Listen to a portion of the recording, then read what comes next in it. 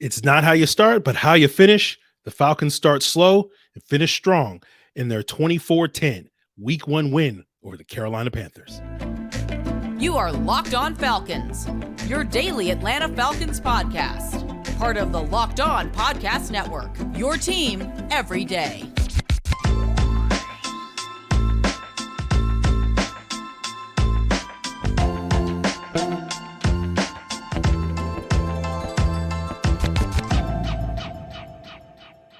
Welcome back to another illustrious episode of the Locked On Falcons podcast, your daily Atlanta Falcons podcast, part of Locked On Sports Atlanta, your team every day. And today's episode is brought to you by LinkedIn Jobs. We're going to help you find the qualified candidates that you want to talk to faster. Post your job for free at linkedin.com/LockedOnNFL. That's linkedin.com/LockedOnNFL to post your job for free. Terms and conditions apply. So, guys, if you don't know me, I'm Aaron Freeman, covered the Falcons for many years, formerly at FalFans.com, RIP. I am your very humble host of this illustrious podcast. You might also know me as Serious Black, because I'm only serious on this podcast. You may also know me as Mr. Drew. My friends call me Negative Nancy, but you can call me Mr. Drew. But you can become my friend by becoming an everydayer of this illustrious podcast and follow for free each and every day. Listen as your first listen. All you got to do is subscribe or follow for free on YouTube or wherever you listen to podcasts to get the latest episode as soon as it is available. So we are doing our rapid reaction, our first of the 2023 regular season, where I'll give you my biggest takeaways from the game. And the biggest takeaway, of course, is it's not how you start, it's how you finish. You heard me say that all summer long about this team, this season, and that proved to be true in this Week 1 game. I would dare say that the Carolina Panthers outplayed the Falcons for the first 3 quarters of this game. But the turnovers, 3 of them, thanks to Jessie Bates, more on that later, resulted in 17 of the Falcons' 24 points. And without that and the ground game success, I don't know if the Falcons win this game. I knew a lot of Falcon fans went into this game very confident, overconfident, you might even say, that they would just kind of steamroll the Carolina Panthers. I don't quite know why. These divisional games are always tougher than you think. Oh, well, it's like, oh, the Panthers have no receivers. They have a terrible offensive line. They have a rookie quarterback. And it's like, well, several of those things you can kind of scheme around. And we saw Carolina do that to a certain extent. With a lot of quick throws, a lot of sort of short intermediate passes, try to get their receivers in space where they can make plays after the catch. Now, that isn't necessarily a formula for scoring 30 points a game, but it was certainly good enough, I think, if certain things had gone the Panthers' way, that it could have gotten them 17, 20 points in this game. And so then the question really was, could their defense hold Atlanta and get enough stops to make that type of game a winnable game? And through 3 quarters, I think it was mission accomplished for the Carolina Panthers. This game kind of went exactly how they wanted it to go, but those turnovers proved too much for that team to overcome. And, that style of play that Carolina had to play did not leave for a big margin for error. And, fortunately for the Falcons, because they did whatever it took to get Jessie Bates, they were able to increase their margin for error when it came to, winning this football game. And, I think if you had questions about Desmond Ritter going into this game, you probably came out of this game with bigger questions, because from my eye, I didn't see Desmond Ritter play particularly well in this game. It was pretty clear midway through this game that Arthur Smith did not have a lot of confidence in him, given some of the play calls he was doing in the second and third quarters, and he didn't have a lot of confidence in the pass protection. Caleb McGarry struggled very early in this game. Brian Burns was on a man on a mission. He was like, I'm going to earn this $30 million payday if that's what's coming for me. The Falcons gave up 4 sacks in this game, 2 of them to Burns early in this game. And, people had questions about the Carolina Panthers offensive line. I'm sure people now have questions about the Falcons offensive line, because I think Carolina's offensive line came out of this game looking a little bit better than Atlanta's did. So I know a lot of people will blame, Ritter's struggles and the passing game struggles on the offensive line, as well as Arthur Smith's play calling. But I've seen enough of Arthur Smith's offense. We saw it last year where he was able to scheme around some offensive line deficiencies for over half of last season. And at the end of the day, I think your quarterback has to make some throws. And I don't know if Desmond Ritter really did that until the very end of the game, as we say. Not how you start, how you finish. Now, I think fortunately for the Falcons, they were able to sort of navigate Ritter's issues, if you want to call them that, because of the run game, right? They ran for 130 yards in this game. Carolina, by the way, had 154. Great days by Tyler Allgeier and Bijan Robinson. We'll talk more about that later when we talk about some of the standouts of this game. But let's keep talking about Desmond Ritter, right? He's the quarterback. He's the guy that's going to get most of the attention. I'm sure my comments are already aflame as we speak for people basically saying Ritter sucks and needs to be benched, and we need to start Taylor Heineke next week, as well as other people saying, again, making those excuses, saying, well, it's the offensive line, it's the play calling, it's all that fault. Ritter has, did nothing wrong, all that sort of stuff. Now, I will wait to pass full judgment until I get to watch the All 22 Tuesday afternoon, before, and we'll break that down on, Tuesday night's episode here on YouTube, here on Locked On Falcons. But at first glance, it did not really impress me, right? He made that big time throw to Kyle Pitts late in the game, which was needed. We needed that at the time. And so, again, not how you start, how you finish. But outside of that, pretty lackluster performance for the Falcons starting quarterback. Again, not going to panic, not going to judge him too harshly over a quote unquote lackluster week 1 game. It's one game. It's, again, it's going to sound like a cliche by the end of this episode. It's not how you start. It's not how you start. It's how you finish, right? Like, I thought, if you thought 4 games of Ritter going into his 5th game this week that he was going to be the super polished superstar quarterback, that to me is less of a Desmond Ritter issue than that is a you issue. Like, I think you have to go back and look at yourself in the mirror. Like, why did I think a player that's only played 5 games would look like a player that's played 50 games in the league, right? And so, as I've said all summer long, we're not going to do a referendum on Desmond Ritter after 1 game. We'll wait and see, after he's played 17 games before we do a referendum on him to pass judgment on where he is as a quarterback. But he's going to have to play better moving forward. And I think part of that is due to the quality of competition increasing over the next couple of weeks. The Packers, the Lions, the Jaguars, I don't know if you can expect the Falcons defense to hold those teams to 10 points and win that game. Nor am I convinced that those teams' quarterbacks are going to gift wrap you 2 interceptions in the ways that Bryce Young did on this past summer. But, I know some of you guys were like, what is Aaron on, predicting the Falcons to start the season 1-3.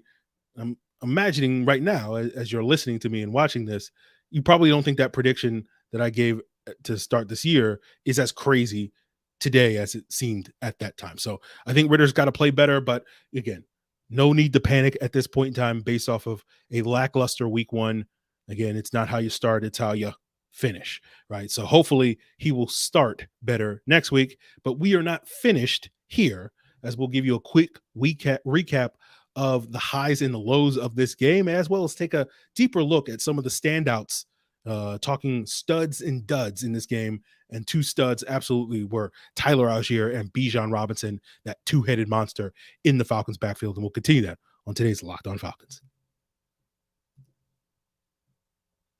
So we know that success in football is all about putting the right team around your team leader at the quarterback position. And you know that success for your small business is about putting the right team and hiring the right people for your small business. But you don't have to worry about Brian Burns breathing down your neck in order for you to have success.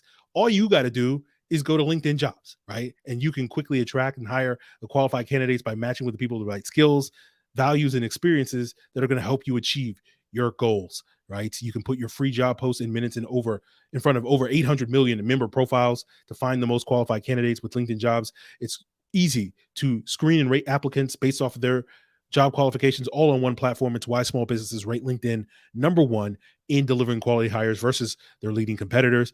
LinkedIn Jobs is going to help you find the qualified candidates that you want to talk to faster. So post your job for free at linkedin.com/lockedonnfl. That's linkedin.com/lockedonnfl to post your job for free. Terms and conditions apply. So for those of you that need a quick refresher on the game and a quick recap on the game, we'll go through the highs and lows of the game. And it started out low for the Falcons with a 3-and-out to start the game. And then Carolina came back, moved the ball successfully all the way down deep into the Falcons territory. But the Falcons defense stepped up, got a critical stop on 4th and 1. And that was a key part of the Falcons' success with their ability to get stops in the red zone while Carolina was not as successful doing that. Falcons were 3 for 3 in the red zone conversions. Carolina finished 1 for 2. Then Brian Burns continued to wreak havoc on the Falcons' second possession, got his second sack on as many possessions, blowing up a third down play. But we did see Tyler Allgeier get going earlier on that drive, gaining 45 yards on his first 3 carries, but the Falcons pounded the ball back to Carolina, and then Jessie Bates showed up, picking off Bryce Young, setting up the Falcons for their first red zone trip, and then Ritter hit Bijan on a swing pass. He broke 3 tackles for an 11-yard score, give Atlanta a 7-0 lead on the first play of the second quarter. It was a pretty back-and-forth, quiet second quarter for both teams.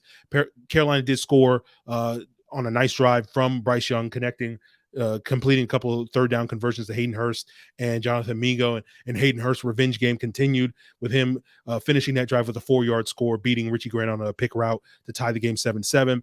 Then in the second half, Carolina was able to go down the field, get a 3 points on a 9-play drive, finished with a 43-yard field goal from Eddie Pinheiro, pushed the lead to 10-7. Another Falcons 3 and out. That was followed by a Bates interception, his second of the day, on a similar play where he was able to jump an in-breaker, read Bryce Young's eyes from the start of that play.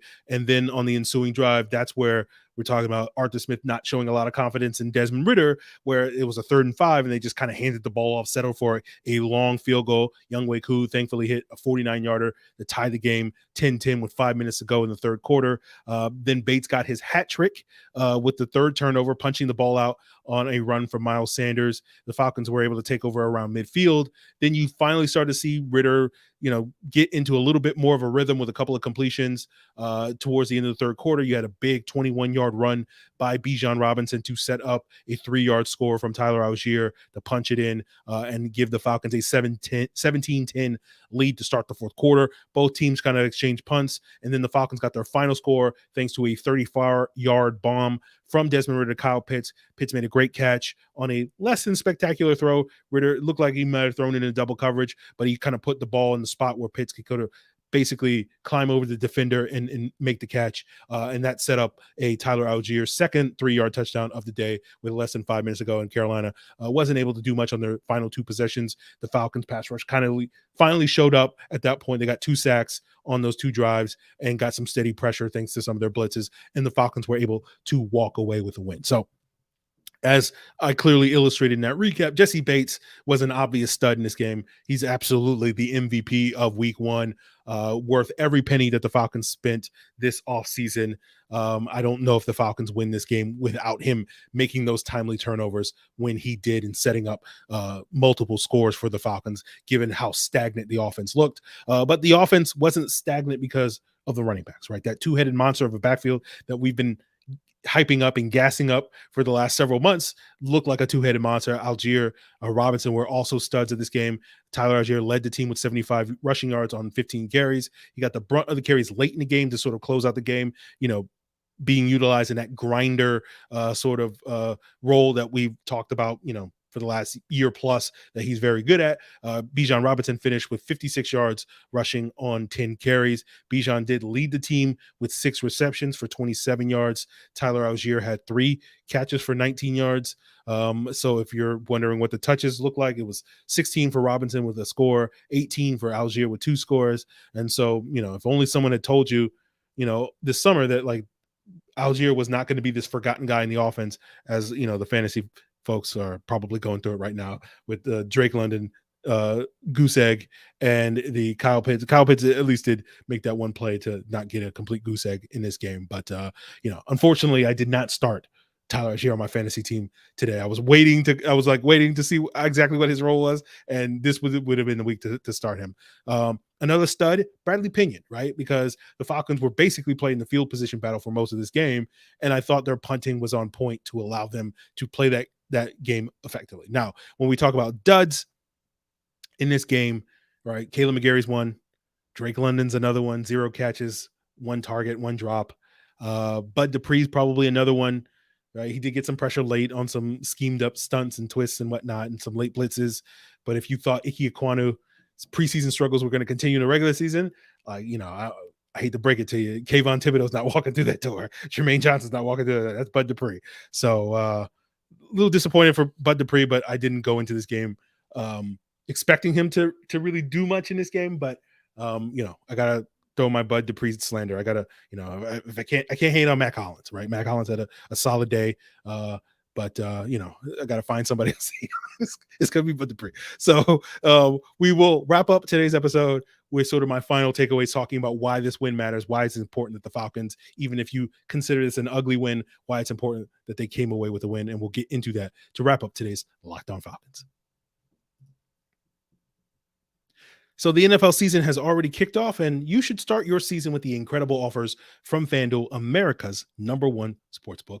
And right now, new customers can bet $5 and get $200 in bonus bets guaranteed. Plus, all customers who bet $5 will get $100 off NFL Sunday Ticket from YouTube and YouTube TV. And now, of course, is the best time to join FanDuel. The app is easy to use, it's safe, and you get payouts instantly. And you can use those bonus bets or those initial bets on anything from the spreads to player props and more. The Falcons, of course, did cover the 3.5-point spread on this Sunday. So the Falcons being very good against the spread continues into 2023 after a very good year in 2022. So take advantage of the Falcons' ability to win you money by visiting FanDuel.com/locked-on, and you can kick off the NFL season with an offer that you don't want to miss. That's FanDuel, an official partner of the NFL. So guys, before we get into my final takeaways of the season, I do want to plug not only give a shout out to the everydayers here that check out this podcast each and every day, but another way that the everydayers can experience this illustrious show is by joining the subtext, right? This is a new feature that we're offering this year where you'll basically be able to text back and forth with me. You'll get pregame, postgame analysis, you'll get in-game analysis. I don't plan on spending too much time on Twitter this year, in part due to the ongoing civil war that makes that discourse, or at least good discourse on Twitter, pretty much non-existent, which I'm sure, as it is in the comments right now, it is probably also raging on Twitter throughout the day. So in addition to this podcast, Discord, that's another way for you to get insight from me daily.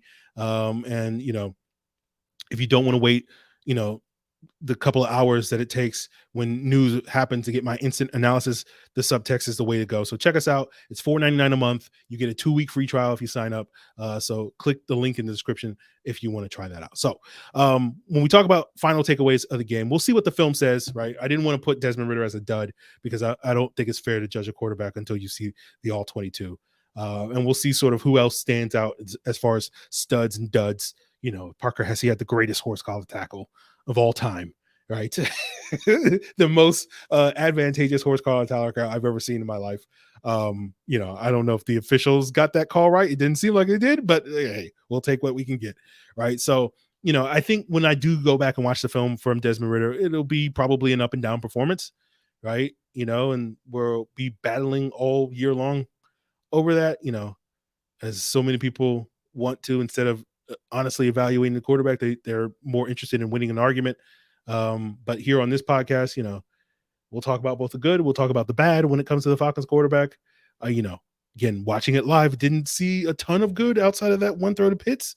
We'll see if it's the play calling or the offensive line that was really preventing the good from showing out, or it was other things, including the quarterback's decision making. So again, that's something we won't really be able to determine until we watch the film on Tuesday. But as pretentious as it often sounds to you guys, again, the only agenda I have here is truth. So if you want to have your civil war about the quarterback in the comments, I'm not going to stop you. I'm not going to pull Julian Council of Locked On Panthers and not read them, but we'll see. But I would just say, before you get too up in arms, whether you're pro, anti-Ritter, or whatever, pro, anti Locked On Falcons, how dare you? I would just say relax, right? It's 16 more of these games to go, right? I want to give a shout out to the Discord, but I did note a couple of you guys during the game that were ready to fire Arthur Smith and Ryan Nielsen, as well as trade Desmond Ritter at halftime. And I'm just like, it's going to be tough going through that emotional roller coaster each and every week. So couldn't be me, but hey, you guys do you. So we'll end on a positive note, though. I think even if it wasn't the prettiest win, a win is a win. as they say, right? You got to walk away with this W in week one. Figured it was going to be tougher than a lot of people thought it would be to come up with a win against a divisional opponent that I think is, I think maybe some people came away thinking the Falcons weren't as good as they thought they would be going into the season, and the Panthers are maybe a little bit better. Again, that depends on your expectations, but this game for the most part kind of went for the most part the way I thought it would go. But again, it was important for the Falcons, even if it wasn't going to be pretty. I didn't think it was for them to walk away with a win. And so that was one of the things we talked about with Jarvis Davis of Locked On Sports Atlanta earlier this week, talking about, is this a must-win game, right? Not in the must-win sense that we often use it later in the season, where it's like the season's over if you lose or something like that.